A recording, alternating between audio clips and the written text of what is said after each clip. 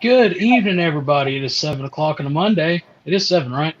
Yes. Anyway, time for your weekly episode of SCV Chat. Before we get started, the views and opinions expressed on this program are not necessarily those of the SCV, its GEC, any division, brigades, camps, or other subsidiaries. Strictly those of us who are expressing them. As you can see, we have the soon-to-be world infamous Kennedy twins down at the bottom of the screen, and of course, Moose over to my right, seeing all who's on really quickly just to say hello. Cousin Vinny's on, Linda Hudson, Elliot Witt, Johnny Jenkins, the legend, Paul Gramling Jr. Had a good talk with him yesterday afternoon. Terry Gray, and everybody else. Hope everybody had a wonderful weekend. Moose and I had a pretty wonderful weekend ourselves at the Mississippi Division reunion. Um, Moose is no longer allowed to speak without pre-screening his speeches with me anymore. It wasn't that bad. It was bad. It was for your first time, Moose. You did a good job. Let me go ahead and say this. Back when we were headed up for the pilgrimage at Elm Springs, my awards committee chairman had to resign due to conflicts with work and not being able to properly do the job. And Moose agreed. He was on the committee at the time. Agreed to step up and take charge, and he did a fantastic job of taking charge. Got just a couple little things to critique him on off screen, but he did a good job for his first time. So good job, Moose. Thank you. Thank you. Thank you. Next year will be it was better. An interesting time. Yeah, next year will be a lot better. I was happy because I got to wear my tuxedo more than 3 times a year now, so that's a plus. Oh yeah, that's a nice plus. Let me think. Got some special stuff in the works here in Mississippi that, of course, we'll be talking about on a later episode of either SCV Chat or Look Around the Confederation. One quick thing I did want to mention to everybody: if you go on our previous, I'm going to take an extreme point of personal privilege here. If you go and look last night, I shared a post from my camp. We partner with a group called Camp Rad. It's a camp for children with muscular dystrophy. And what we do is we raise money and send children to camp. Last year we sent 18. It's looking like this year we beat our goal from last year. So we're being able to send 20, but we're still collecting donations for that. At least my camp in the SCV, we get a lot of good publicity out of it. From parents who attend the camp to write-ups in the newspaper, things like that, and we're able to say, hey, here we are. We're not these people that you think we are.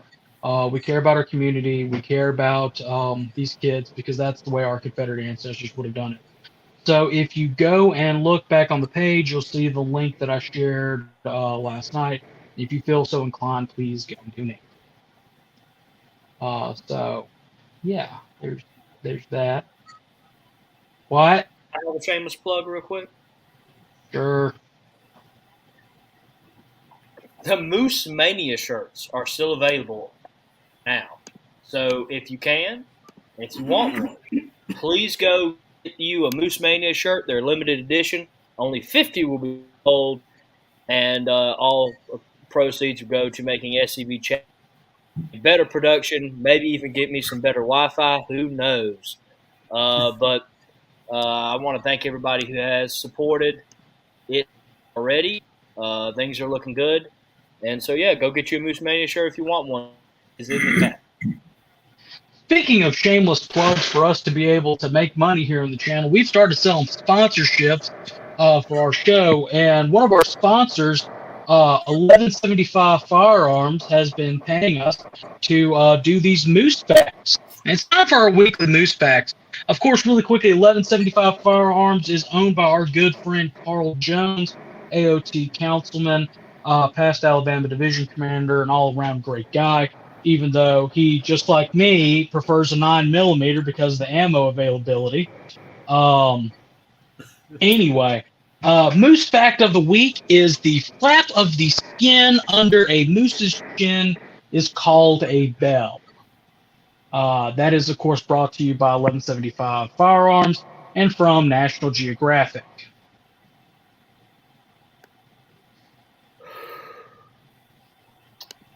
Yep. Can I quit yet? No.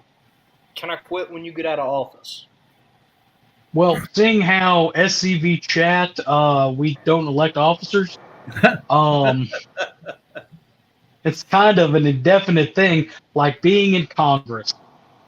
Anyway, so we are here with two of our favorite Mississippi transplants to Louisiana.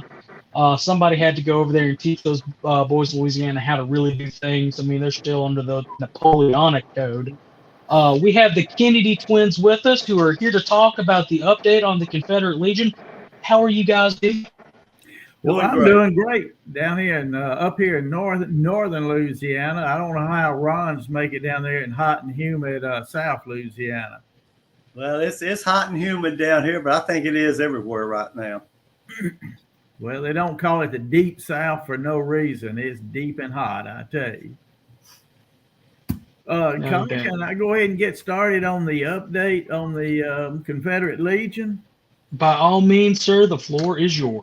All right. Well, first of all, before I do that, I just want to thank the good people in South Carolina and Texas. The last couple of weeks, I've been from South Carolina almost to the coast, all the way over into Texas, speaking and promoting the Sons of Confederate Veterans and our proactive effort in the Confederate Legion, and a very, very strong reception by those folks. I tell you, from one end of the Confederation to the other, people are getting very, very tired of always being on the losing side. And so therefore, we're going to start talking tonight more about winning. And because I do believe that we are on the edge of winning some great victories here.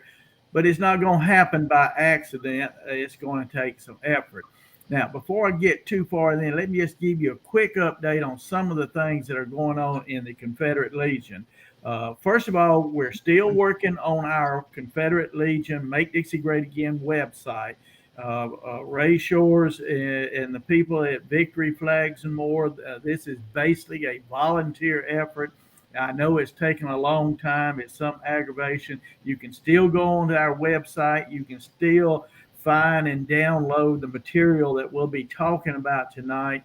Hopefully, by the time the convention rolls around, the reunion rolls around in Georgia, we'll have a new website up and running and be a lot more user-friendly. So that is definitely coming up. Now, one thing I want to remind anybody, if you have any questions about your renewal of your membership in the Confederate Legion, please you can either contact me at my email address, wdkennedy@reagan.com, which is all over the SCV and Make Dixie Great Again website, or you can go directly to ConfederateLegion@reagan.com. Now that's capital C, capital L, EGION, CLC, capital C, capital L, then Legion @reagan.com, and just send me a note saying, hey, am I in arrears, or how do I renew my membership, or whatever. Did I get my card? If you hadn't got your card or whatever, but please, please, please, if you email me in your memo, put something to the notation CL update, CL Confederate Legion membership, Confederate Legion question, something that will pop out, because I get hundreds of emails and I have to scan it real quick. So I need something to kind of pop it out in front of me, so I'll know that you are a Confederate Legionnaire and you have some questions that I need to answer. So that's in your personal email. That's in my personal or in the Confederate Legion email. I just got off the Confederate Legion email, checking it, and had a few answers to few questions to answer from members. So You can go either way. I don't care. As long as in the memo you put something about Confederate Legion or just capital C, capital L info, something to let me know that you have a question that needs answering.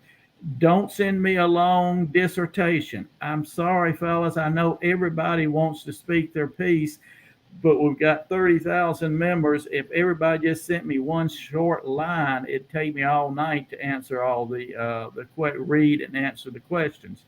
So make it brief, but please get it to me. We need your membership dues. The people who are joining the Confederate Legion, the people who are donating to the Confederate Legion, they're making our counterattacks possible. Right quick, some of the things that we've been doing this last 2 months, we bought radio ads, both the local camp and division, and the Confederate Legion has assisted in this with this money that we're raising to buy radio ads in South Carolina, North Carolina, I believe, in Texas, Missouri. There's several places that other states that I can't recall right now.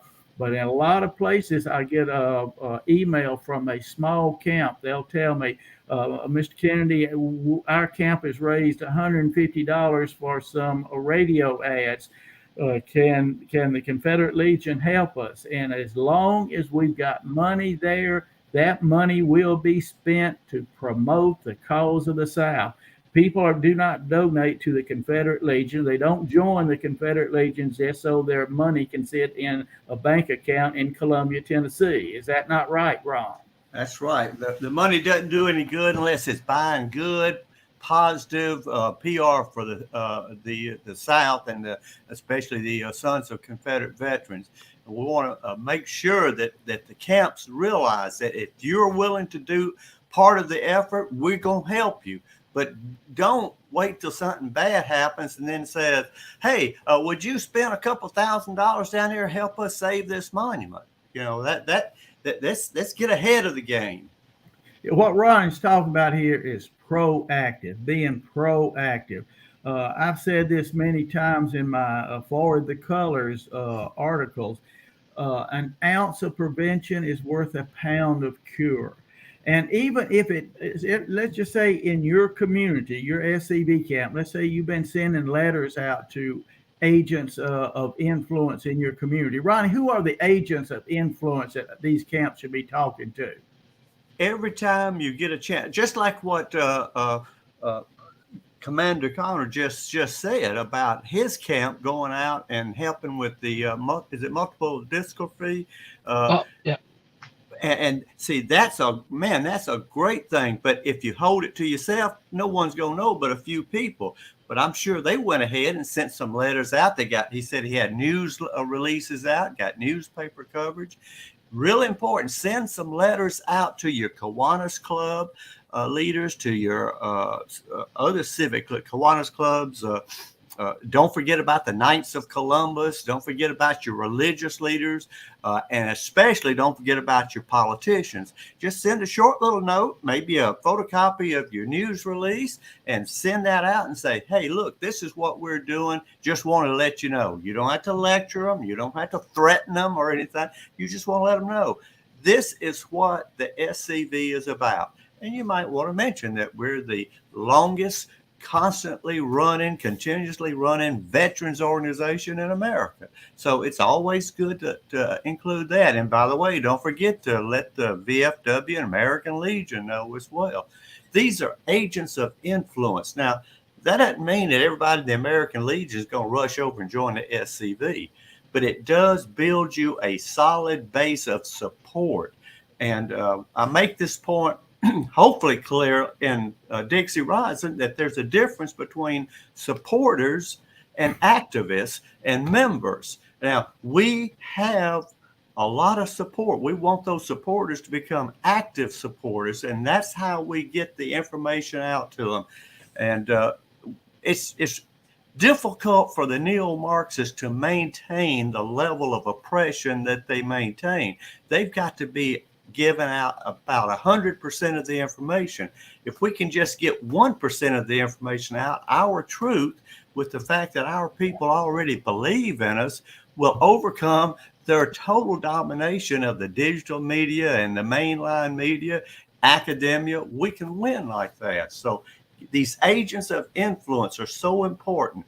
And last year at the SCV convention, I believe it was at the reunion, or maybe we should call it the Reconfederation. I don't know. There you go. But at the reunion, I spoke about these agents of influence and how the neo-Marxists started way back at the turn of the 1890 when they started the effort to infiltrate the various agents of influence in society. And their aim was to finally infiltrate and control the educational system so they can use the education system to dumb down the populace and to brainwash and indoctrinate the populace.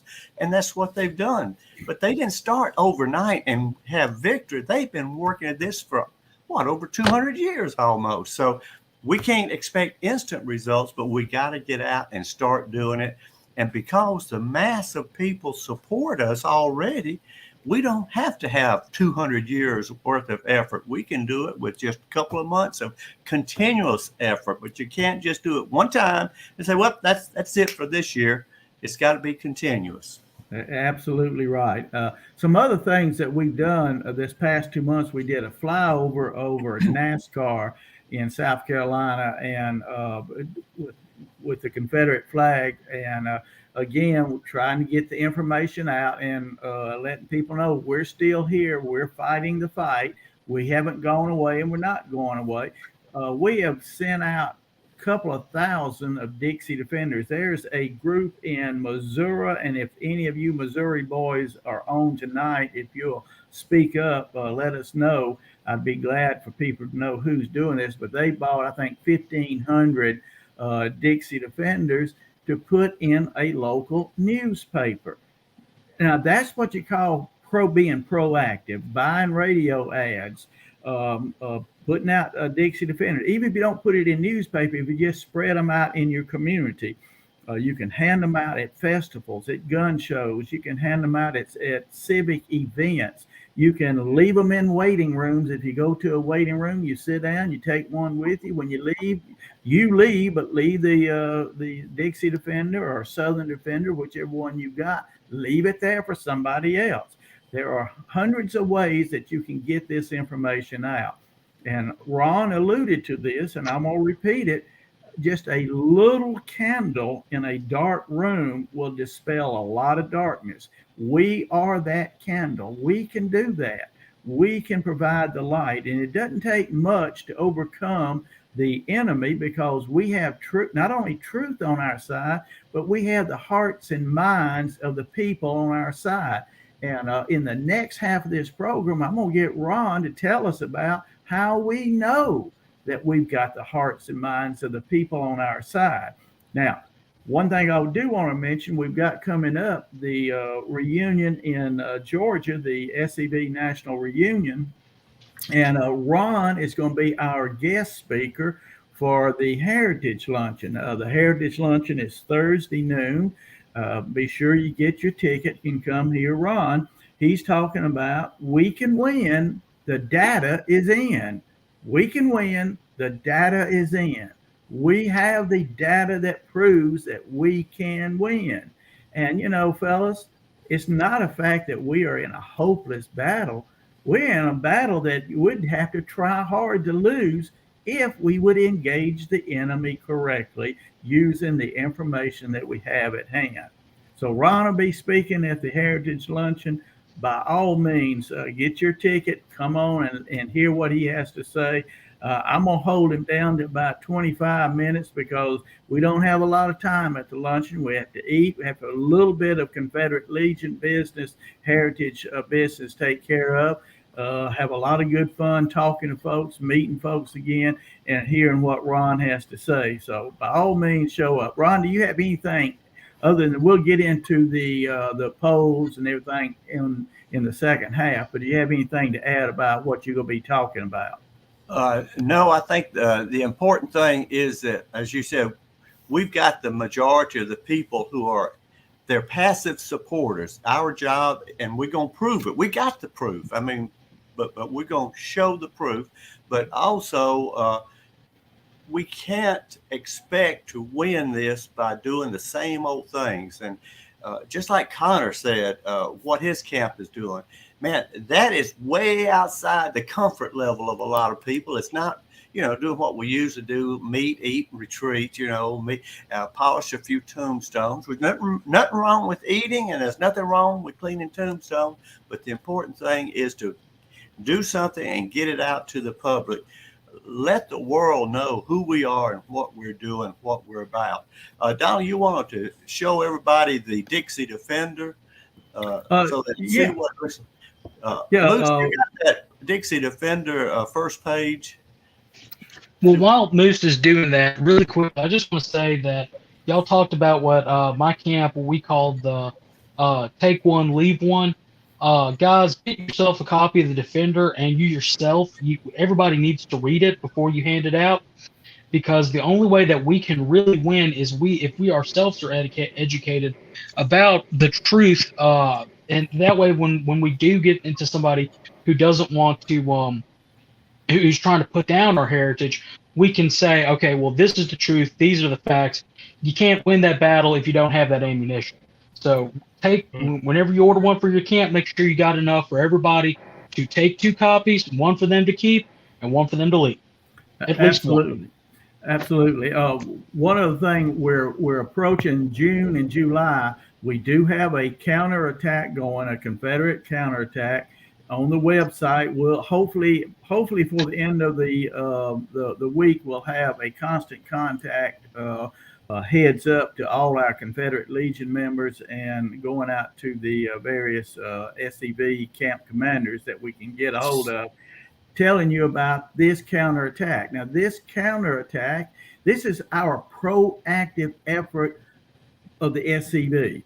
I get so aggravated. I've been doing this job now for 4 years, and I still have people asking me, is the Confederate Legion a separate organization? No, it is part of the Sons of Confederate Veterans. It's our community outreach. It is our social outreach. It is our marketing effort. It is our propaganda arm, if you would. It is our means of getting our message out to John Q. Public. This 2 months coming up, we're talking about the 4th of July, America's secession holiday.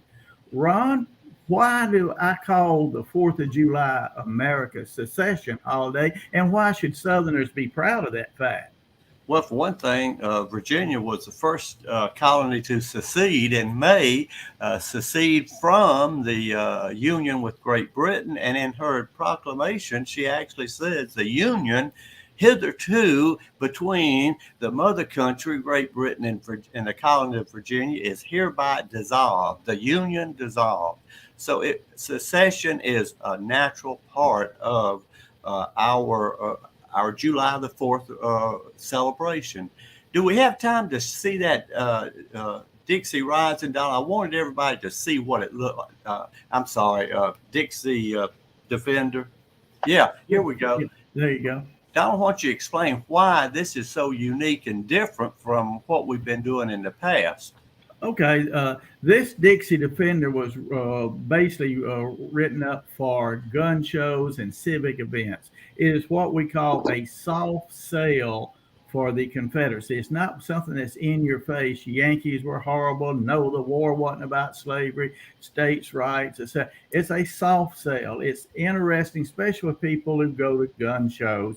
It shows weapons of the Confederacy, and it talks about how those weapons were used in the defense of their homeland, their families, against an invader. And inside the Dixie Defender, it got a picture of Hope Collier talking about him and Theodore Roosevelt, and he was a Confederate sharpshooter, a famous bear hunter. And it shows a Minuteman with his rifle and how the Confederate young men of the Confederacy acted as the Minutemen did during the War for American Independence. And one of the things that I like about this Dixie Defender, not only is it a soft sell, you go to page 3 and there's a whole big ad for the Sons of Confederate Veterans, but it's advertising Elm Springs.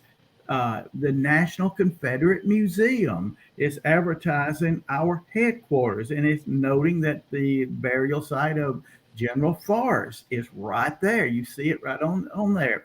So it lets people know that the Sons of Confederate Veterans is not some small little group that meets in the local tavern once a month here in town. It is a national organization, and it has a lot going for itself.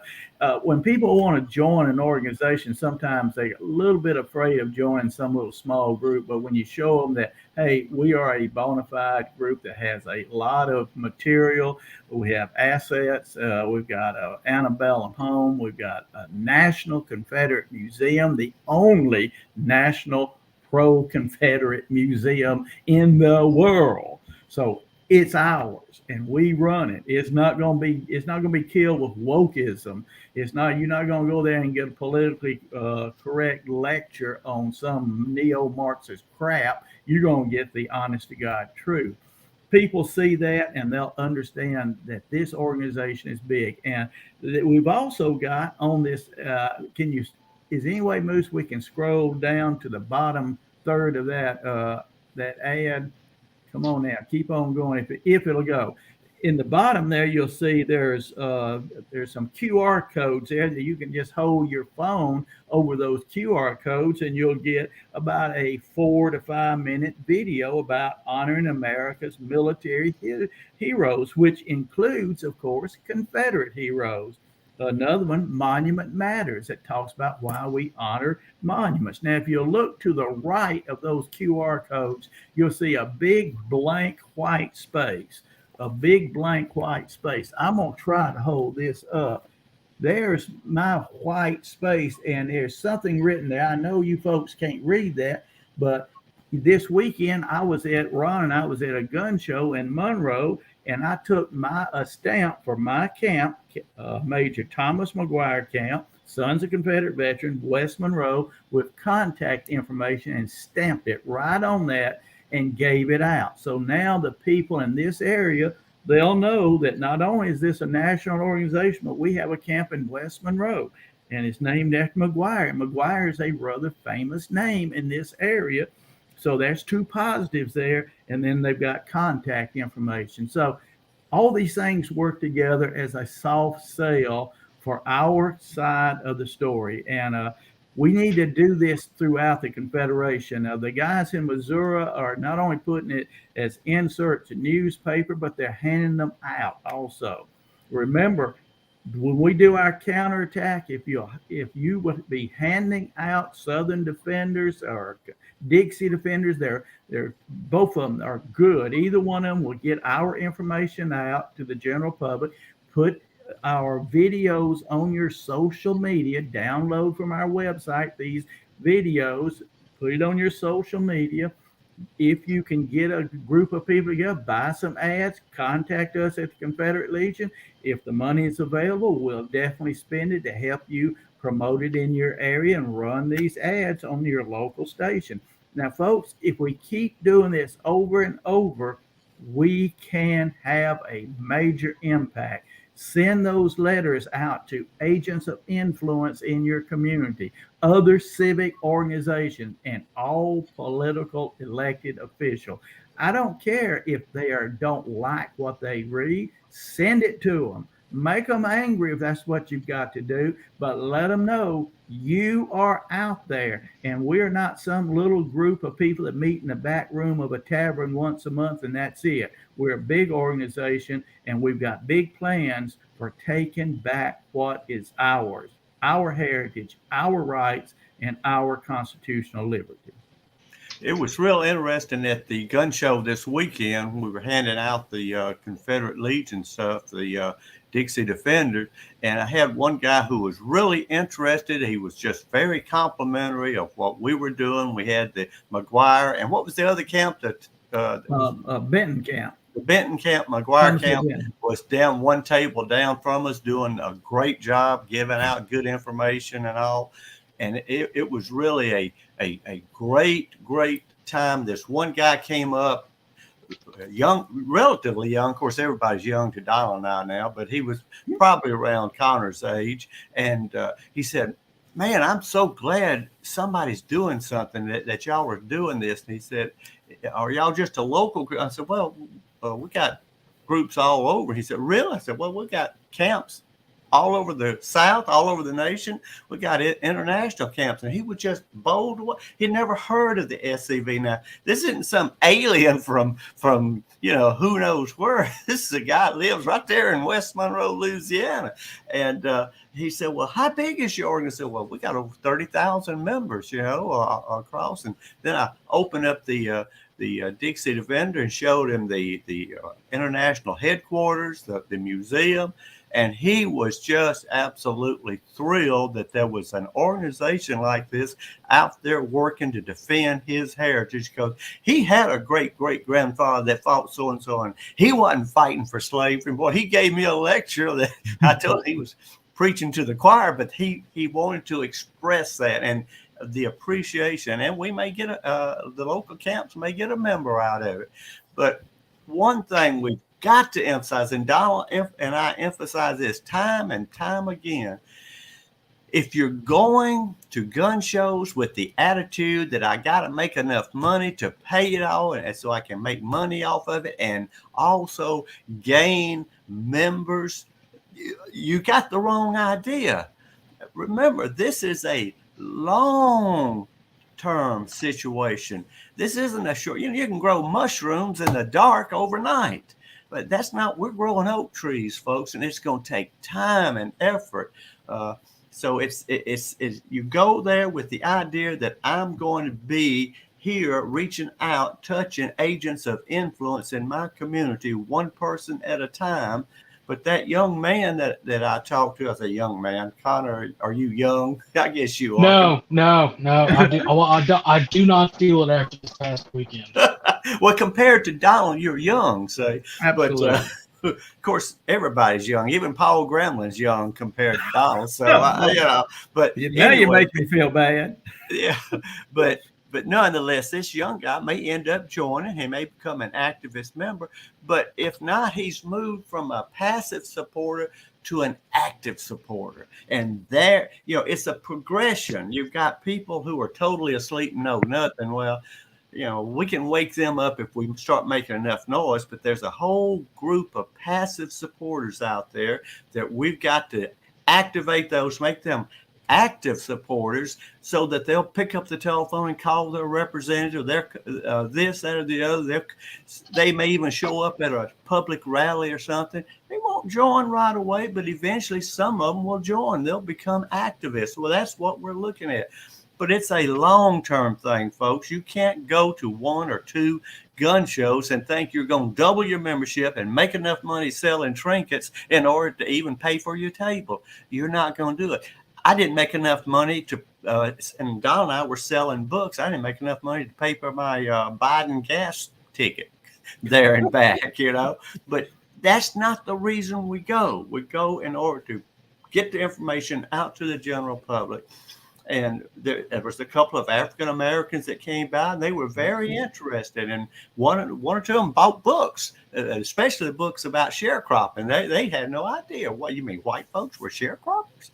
Had no idea, And so it's very important. Now, I don't think they'll become members, but that's all right. At least they've got a different view of us and the Confederate flag when they see it. Matter of fact, one of them told me, said, I don't pay any attention to those people that think that everybody has a rebel flag as a Klansman. I don't believe that, because I know too many good people, she said, good white people who like their rebel flags. There ain't nothing wrong with that. So it is a chance for us to go out and reach the public. But I'm telling you, there are folks trying to prevent us from going to gun shows. There are people trying to ban, just like the country music people banning the Confederate flag and Confederate symbolism, et cetera, just like NASCAR ban. There are people that are trying to shadow ban or culturally censor us in the SCV.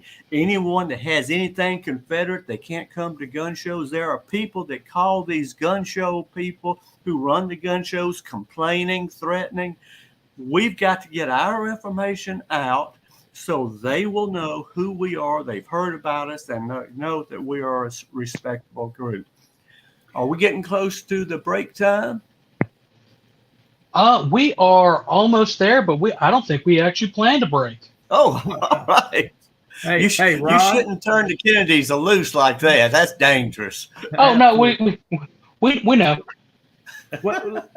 Well, I would like to tag on what Ron said about the gun show, and definitely, folks. Now you can make money at some gun shows. You will pick up a few members at some gun shows. But we do the gun shows because it's part and parcel of us putting the SCV in front of the general public. The general public sees us, and believe it or not, there will be politicians walking around, and they'll say they may not engage you, but they'll see you. They'll know you're there, and they'll become aware this group is somewhat active. I don't have Ron and I. Yes, I do. Ron and I, when we went to the gun show, I'm gonna hold this up. We sent out to let people know that we're going to be there. Notices like this in the mail. The SCV can do the same thing. You can send postcards out. Now, what we've done is got a list of local registered Republicans. That's basically the conservative market that we're looking at. And we send maybe 1,000 of these out. Now, 1,000 is not going to you're not going to get everyone who reads this postcard to come running to the gun show and buy a book. But what they do, they'll hear about, and they'll see there's a little QR code there. They'll hear about the Kennedy twins. They'll go to our website. They'll see some books, and they'll get a positive message about the South. It keeps our name going in the community. The same thing can be done by the SCV. Your local camp, if you want to have, let's say in Timbuktu, Texas, you're going to have a gun show. Well, you could send out, get the mailing list and send out 1,000. Will it cost you? Yeah. I think, Ron, this is what, 40 cents for a postcard. 42 cents. Plus the mailing, getting it all put together. Somebody has to do it, but you'll spend some money. But you're getting information out to people. Now, just because those people don't show up, that doesn't mean they have not been influenced by what you have done. And if you think that you have a local politician that may be turning scallywag on you, you can get. Now, I know in Louisiana, maybe not in every state, but say in Louisiana, I know we can get a list of that local politician's contributors. You start sending those contributors cards like this, questioning why our elected officials are siding with BLM and Antifa to destroy traditional American values. You're hitting the politician in his pocketbook. That makes a difference. So we've got, as Ron said a while ago, we have to step outside of the box and do things a little different. And no, doing that will not adversely impact our tax exempt status. Ron, will you please explain that part? Yeah, that's, we get that all the time. Well, that's political. Look, there's nothing in the law. Now, let's face it, folks. There's one set of laws for liberals, like the Southern Poverty Law Center, and there's another set of laws for us conservatives. So we realize that. And as long as the liberals control Congress, and as long as they control the deep state, then we are going to have to be very careful about what we do. But there's nothing that says that we cannot support the charge to inveigh on behalf of the things that our organization was set up to do, protecting the good name of the Confederate soldiers. Right. Now, if you send a card out and say, Senator Kennedy, we got a Senator Kennedy, so Senator Ron voted against this bill, so we want you to vote for his opponent in the next election. Well, that's campaigning, even if there's not an election yet going on, that's campaigning. But what you can do is send out, please contact Senator Ron. He made a mistake.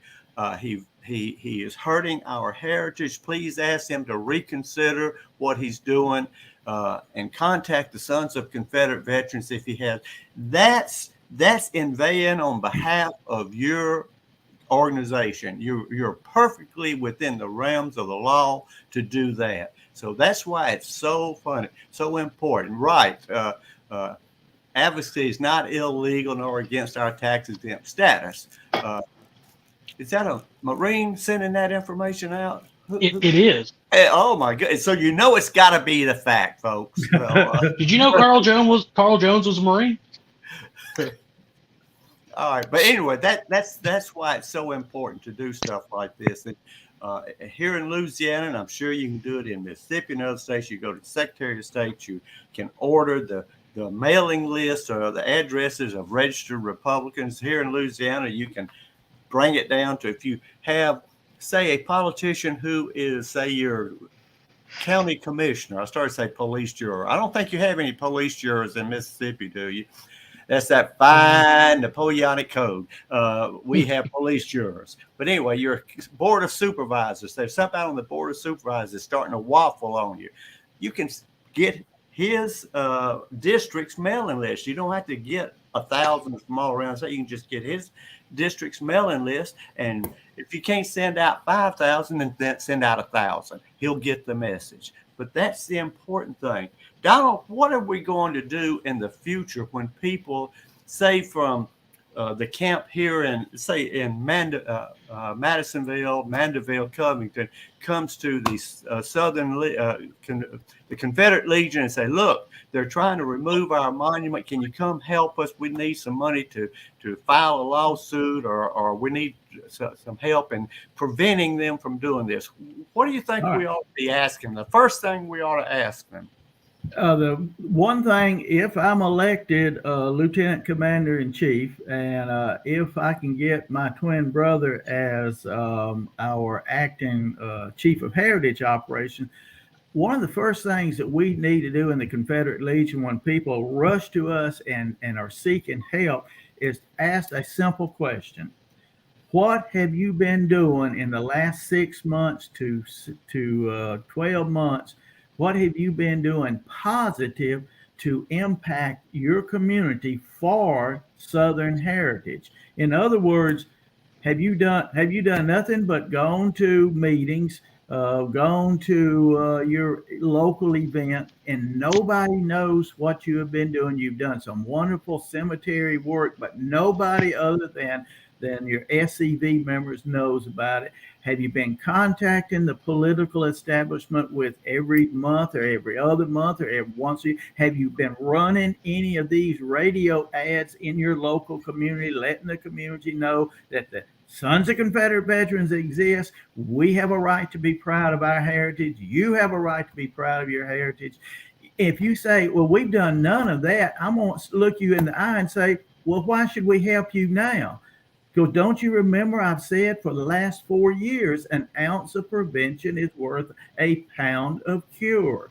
In other words, fellas, don't wait until the enemy has crushed through your walls and are inside your house to ask for help. What you do is shore up your walls. Make sure you're proactive. Do things continually in your community so that the general population in that community knows that you're out there, agrees with your points of view, and they have been reinforced in their own mentality, their own minds, that yes, indeed, the South was right. So, we're going to always help our fellow Confederates, but I'm going to look real hard and I'm going to question real hard people, because I've had them this past 4 years do absolutely nothing in their community as far as proactive, preemptive strikes, as you would call it in a military campaign, to prevent their monuments from being attacked. And then they want us to come in at the national level and all of a sudden pull their irons out of the fire. This, gentlemen, as always, it starts at the camp level. At the national level, at the Confederate Legion level, we'll be glad to help. but you've got to do the groundwork first.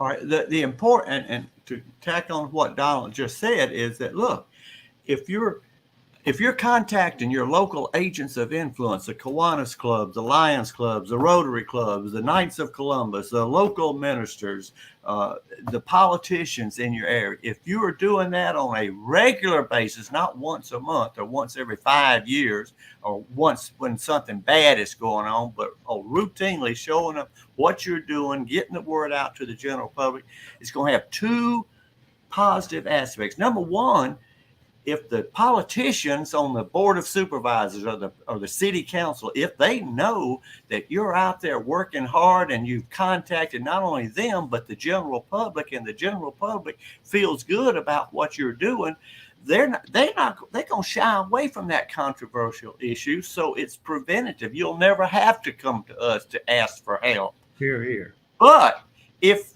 despite your best efforts, you still find yourself in that position, you're going to find it a lot easier to get the general public. Remember those passive supporters that you've turned into active supporters? You'll find it a lot easier to get them to help you convince that waffly rhino politician to stand up and protect your rights.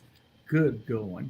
Now, Ron, you just mentioned the rhino politician, the politician that's stabbing us in the back because they're not afraid of us, obviously. Tell the people about the poll that we did in Louisiana in Southern Heritage. I think I'm looking at my clock, about 10 minutes, so we're going to have to rush through this, I'm afraid. But go ahead and tell a little bit about that. First of all, what we did, Donald and I decided that we was going to buck up and bear the cost. We got 1,000 randomly selected addresses of Republicans across the state of Louisiana. So randomly selected. We didn't select it. We got 1,000 names and addresses, and we sent a letter out to all these 1,000. Basically, we said, look, enclosed is a self-addressed stamped postcard, and we're asking your opinion. So we started and we said, we want you to send this back to us. It's anonymous. It's just like a secret ballot, but tell us what you think about these important aspects. So on the first question, do you have the first question up? All right. Well, let's see here. All right. There it is. Here's the question. I view the Confederate flag as a symbol of our Southern history and military heritage, and you circle what you think is most likely. We got 18% return on this mail out. Now, look, if anybody's ever done opinion polls, if you send out letters and postcards and you get even a 5% return, that's considered fantastic. Well, we got almost an 18% return. I got them right here for those who want to come look at them. But we got them back, and 99%. The truth of the matter is, just between you and I, it was 100%. Well, let's say 99.99. I think I had one or two negatives, maybe one. I don't remember two. But so it was so good that I almost had to fudge the numbers because it was so good. No one's going to believe it. But 99% of the registered Republicans, these aren't SCV members. They're not reenactors. It's just the average people that go to the poll and vote for conservative values. 99% said, I view the Confederate flag as a symbol of our heritage, our honorable heritage. The second question, and this was really interesting. I know that the majority of Confederate soldiers and sailors did not own slaves. That got down to 89%. And the interesting thing, most of the people that circled no would put a note in there saying, I didn't know that, ! Or one of them put, I know that the war wasn't over slavery. But it was very interesting. But 89%. What's the third one? You got the third one up, Moose? Yes, sir. I agree with the removal of monuments erected by the descendants of Confederate veterans. See, I changed. I didn't want to go, yes. So I changed it a little bit because you have to think through it. 99% of the people say, hell no. Some of them, Some of them wrote things in the margin. And look, this is a little card, but I mean, I had writing and people writing in the margins and between the lines, and some of it I can't say on TV what they said, but basically, it's what do these SOB politicians think they're doing, letting them remove our monuments? And one of them said, "I not only disagree, I want them back, and I want the pedestals twice as big." I mean, so our people are behind us. 99% of the Republicans. Let's see, what's number 4? Put that up. Elected officials should fight to preserve all monuments honoring the valor of Louisiana veterans, including our Confederate veterans. 99% said yes. Now, compare that to what the average conservative Republican in Louisiana is saying.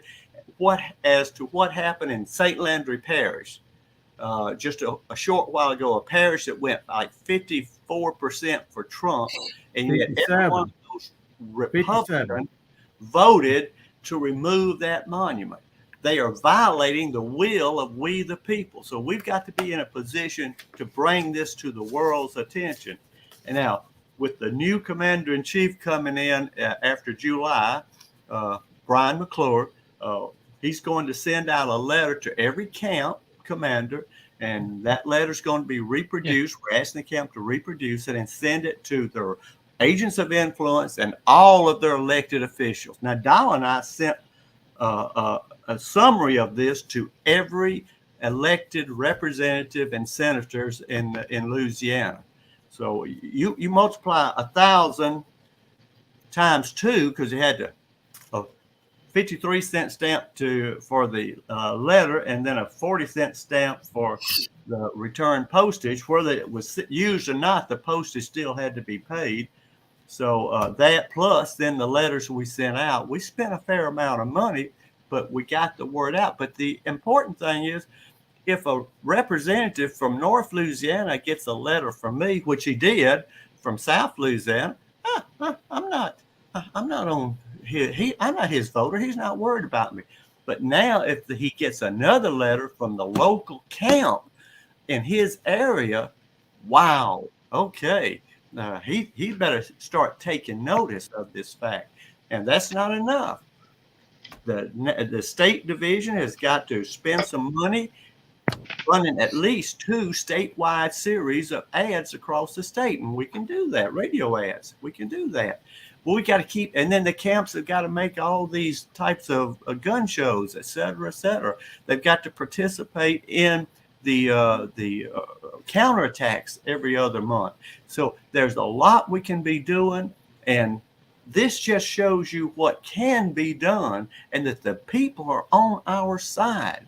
We can win this thing. Now, in my letter, our letter to the representatives and senators, we cited the LSU poll because they, said, well, that's just an SCV. They just sent it to 1,000 SCV members. No, but the LSU poll said, and this was not of conservatives, it was statewide, liberal, conservative, Republican, Democrat, independent, whatever. And that poll showed that 74% of the people of Louisiana wanted to keep our monuments. So, the facts are there. The people are on our side. It's our job to do something to motivate that group of passive supporters, turn them into active supporters. And as we've said, this is the job of the SCV. We can motivate that group of passive supporters and turn them into active supporters outside the realm of politics. Outside of SCV, we're going to need somebody in a bully pulpit to really, if you want to start the fight, that's what you've got to have. But this is the groundwork. Without doing the groundwork, we're no better off than we were. So but the SCV camps of Louisiana, we're putting them on a challenge to show the rest of the Confederation what can be done. Now, in the next administration, if I have anything to do with it, which I may not, but I'm going to still tell them what I think we ought to do, I'm in contact with a national survey firm We're going to see what it'll cost us to do a similar survey in every one of the lower South, upper South states. And if the division in that state will do a similar process and the kids in that state will do a similar process, we can have a steamrolling effect. We can have a wonderful impact. And we can take that information to the national media, to the conservative media. We can get some real play off of this and get our word out. Plus, it'll also make our members enthused. They'll make them excited and say, oh, we are doing something as an organization. I got to go to the next meeting so I can hear what's going on. Not, I got to go to the next meeting so I can hear yet another discussion about the battle of whatever, whatever, the Red River campaign. Let's see what we can talk about this time. All that's all right. But if that's all you're doing, you're not helping the cause. You're not advancing the cause. All you're doing is just holding on to your own little club until it melts away. Guys. Yeah. I think one of the things we have to remember, most of our camps, when we meet, will say the charge. The charge does not say to teach everybody about the battles and leaders of the war. There's nothing wrong with that. I must repeat that. There's nothing wrong with that. But if that is all your camp is doing, we are destined to defeat. And I cannot believe, I knew when we sent this poll out that we would get a good response. I was thinking, well, if we get 70%, that's going to be wonderful. When Ron started telling me this numbers, I thought he was lying until I started looking at the results. Our people, the quote conservative voters are definitely, I would say 97, 98, 99% in agreement with what we believe. The majority of people in the state. Now we've got to replicate this. And I'm challenging the new commander-in-chief. And by the way, Ron, Brian McClure is going to be the division commander, not the new commander-in-chief. You just gave him a heart attack, I think. I'm sorry, Brian. I'm trying to promote you before your time. Hey, Jason probably felt relief all of a sudden. No, Jason said, "Oh, I got somebody running against me." But anyway, if we can get this replicated across the Confederation, we can get this into the news media that will blast it across the South and the nation. And one of the things that we've got to do is go national. Amen. We need to, the Sons of Confederate Veterans, we need to start advertising nationally, not just locally. And one of the great things we can do is advertise that Confederate museum and tell people about the museum that gives the non-politically correct view of the war. Come see it and learn more about the Sons of Confederate Veterans. So we're not advertising the SCV, we're advertising something those people can come see, and they'll realize that the Sons of Confederate Veterans is a big organization, got a lot going for it. I got to check those folks out. We've got to get excited about this. We got to get excited about who we are, what we have to offer, and our ability to win this fight. Come hear Ron at our Heritage Luncheon at the reunion on Thursday, and let's explore in detail more of what we can do to be ultimately victorious. As Ron said, this lays the groundwork, folks. This is the foundational effort here. Sooner or later, we're going to have somebody in a bully pulpit in a high enough statewide political office that waves our flags, and every time that the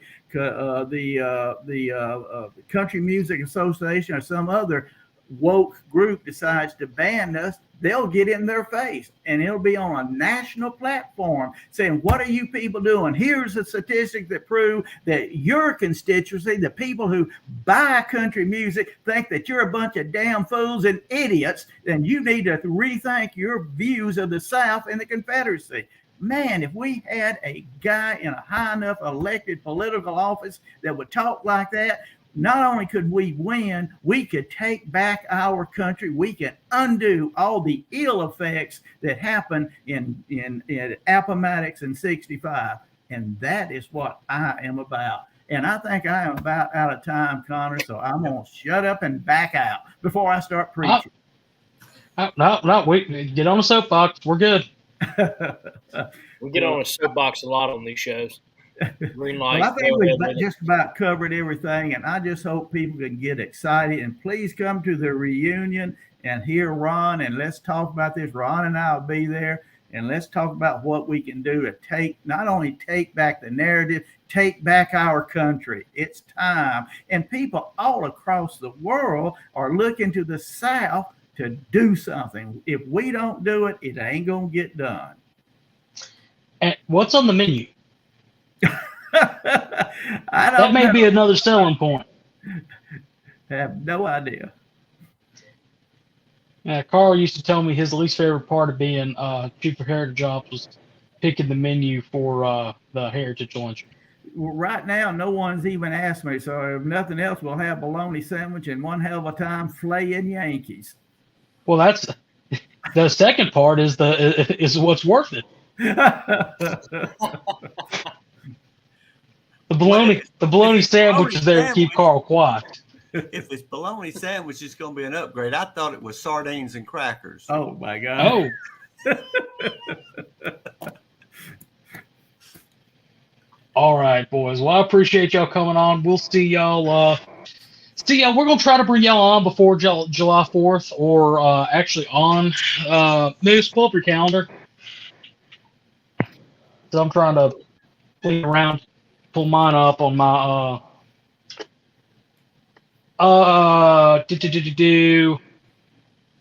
Can y'all do July 5th? I believe so. I don't think I'll be anywhere other than in Louisiana. Yeah, it looks good for me. I want to come talk about it's good for me. The 4th is actually on a Monday, and of course, if a holiday falls on a Monday, we're not going to do the show. Let's start a day late, but not a dollar short, and actually talk about the Southern tradition of secession. How about that? Right. That's great. I like it. And hey, Carl, we know you're still watching. We're gonna bring you on too. Sounds good. Bring out all the heavy hitters, but Carl has to wear his powdered wig. That'd be worth seeing. Exactly. So you have to tune in for that. Anyway, guys, we appreciate it. What do we have Thursday in store, Moose? I got something special. I'm trying to convince the person to come on, but hopefully, if they agree, we'll be talking about a camp's project on putting a new monument up, people. So tune in this Thursday. If not, we will still have the news and usually have a backup guest in the wings. So you'll have a good show of Look Around Thursday. Well, worst case scenario, we could do a recap of the Mississippi Convention, maybe. Or I can give you some tips on how to host an award ceremony. Anyway, guys, we appreciate everybody tuning in. I hope everybody enjoyed this week's episode of SCV Chat. Remember to tune in on Wednesday for our rerun of this episode, Thursday for the new episode of Look Around the Confederation, and next Monday. Again, our Moose Fact of the Week. We do have our third show up going now. We do? So, yeah, that's right. That's right. Christian Lee has started his show. So y'all tune into that. Especially if you want to learn more about what's going on across the river there in the Army of Trans-Mississippi. Would really love for somebody to do an A&D show now that we're growing and slowly becoming, hint, hint, we could always take volunteers. Remember what I said, Kennedy twins, not all imperialism is bad. Media imperialism is a good thing in this case. We're growing towards it. Remember that we've got all these great things coming up. In the future, we will be talking about what our plans are for the National Reunion. We'll probably do that next week, so tune in for that. Until then, in the words of the late, great Harold Philpott, no Fumar in the elevator, and Rudder Frog.